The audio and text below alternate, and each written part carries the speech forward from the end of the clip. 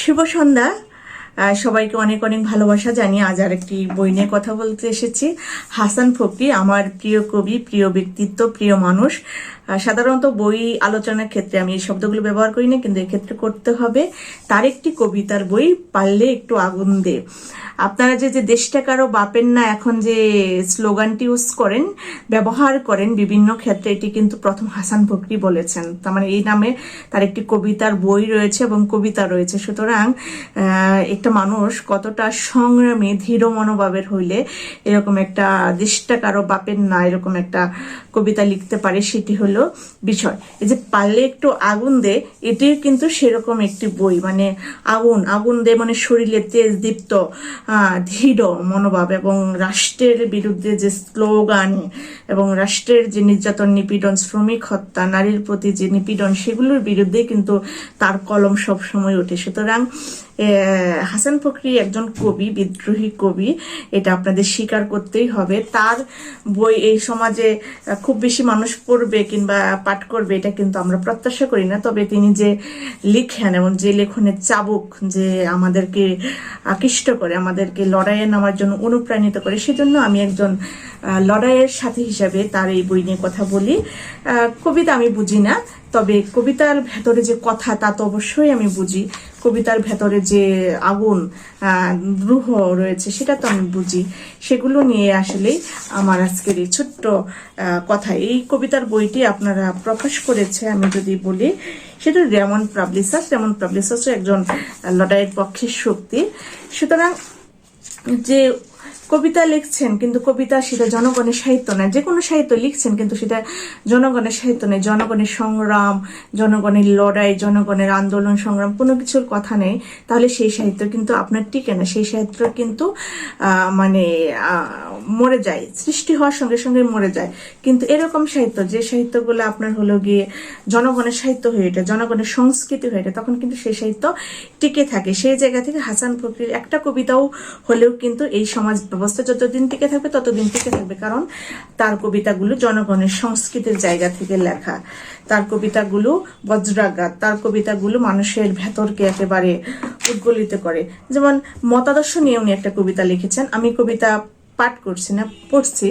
Marks বুঝি না Lenin, মাও বুঝি না অত, ক্ষুধার জ্বালায় কষ্ট বুঝি আমরা নির্যাতিত, এটাও বুঝি জমি জমা ছিল বাপ দাদার, তোমরা তা সব কেড়ে নেওয়ার কিছুই যে নেই আর, শ্রমের নামে রক্ত শোষ মূল্যতে দাও ফাঁকি, এ কথাটা ভুক্তভোগীর জানতে কি আর বাকি।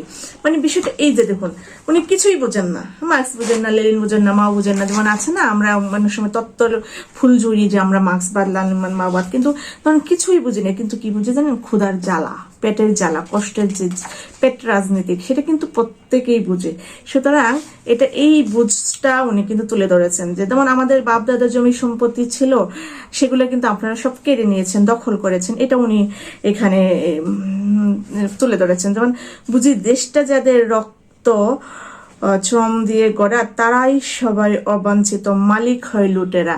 মানে দেশটা তো আসলে এই যে সম্প্রতি দেখেন গণঅভ্যুত্থানে দেশটা যাদের রক্ত দিয়ে গড়া হলো, যাদের পরিবারের মানুষজন হারালো, তারা কতটা আসলে এখানে সুযোগ সুবিধা পাচ্ছেন। আমি তো গণঅভ্যুত্থানে বিভিন্ন জনের কাজ করছি, আমি দেখছি তারা কিন্তু অধিকাংশ সুযোগ সুবিধা পাচ্ছেন না।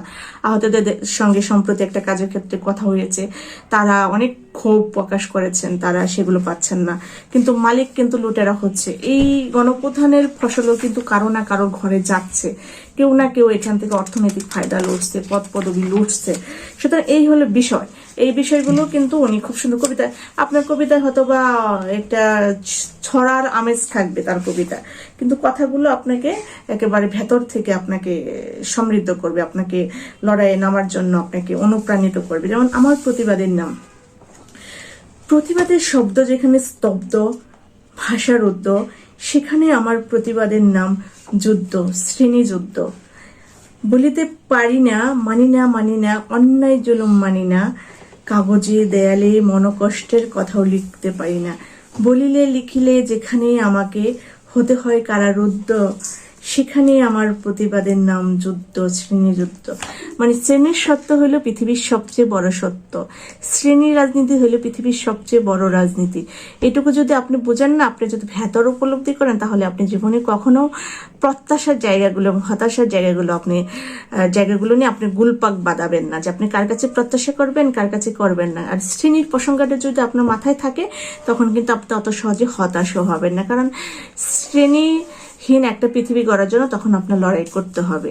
আর শ্রেণী থাকা মানে সেখানে বৈষম্য থাকবে। সুতরাং যারা ওই বৈষম্যহীন বলছে, তারা হয়তো বা এই বিষয়টাকে গুরুত্ব দিচ্ছেন না, কারণ এই বিষয়টাকে গুরুত্ব দিতে হলে প্রথমে নিজের তো সেই জায়গায় উত্তরণ ঘটাতে হবে। সুতরাং এই শ্রেণীর যুদ্ধটা কিন্তু উনি গুরুত্ব দিয়ে বলেছেন যে আমার প্রতিবাদের নাম। এই যে কবিতা, এই যে এখানে দেশটা কি তোর বাপের, হ্যাঁ, এই যে দেশটা কি তোর বাপের, এখানে উল্টো দেখাবে সম্ভবত, দেশটা কি তোর বাপের, এই কবিতাটা।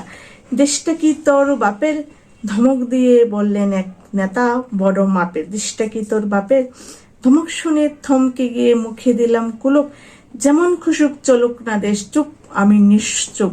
মানে এই যে দেশটা কি তোর বাপের কবিতাটা কিন্তু উনি লিখেছেন, এবং এই স্লোগানটা কিন্তু খুবই প্রসিদ্ধ হয়েছে। নির্বাচনে ভোট না পড়ুক, গায়ের জোরে সংসদ গড়ুক, নিত্য পণ্যের মূল্য বাড়ুক, নেশাখোরের দেশটা উড়ুক। এই যে নিত্য পণ্য নিয়ে কথা বলছেন, সেটা কিন্তু এখনো চলমান। নিত্য পণ্যের দাম কিন্তু কোনো কিছুই কমেনি। সুতরাং আরো অনেকগুলো ব্যাট শুল্ক জারি করা হয়েছে, যেগুলো মূলত মধ্যবিত্ত শ্রমিক শ্রেণীর জন্যই এক ধরনের নিপীড়নের শিকার। সুতরাং এই শ্রেণীহীন সমাজ ব্যবস্থা তৈরি করার জন্য সাহিত্যের ভূমিকা কিন্তু রয়েছে। যে যেখানটা পারেন, যেভাবে পারেন, যতটুকু পারেন, ভূমিকাটা জরুরি। কেউ সাহিত্য লিখবেন, কেউ কলম চালাবেন, কেউ অস্ত্র হাতে তুলে দেবেন, কেউ মাঠের স্লোগান দিবেন, কেউ এরকম কবিতা লিখবেন। প্রত্যেকের জায়গা থেকে গুরুত্বপূর্ণ ভূমিকা পালন করবেন, তবেই দেশটা অনেক সুন্দর হবে। সুতরাং এরকম কবিতার বই পড়ে আপনি হলো গিয়ে ভেতরে প্রতিবাদের আগুন জ্বালাতে পারেন। প্রতিবাদের আগুন জ্বালালেই দেশটা সুন্দর হবে, আমরা সুন্দর থাকবো। সবাইকে অনেক অনেক আবারও অভিনন্দন।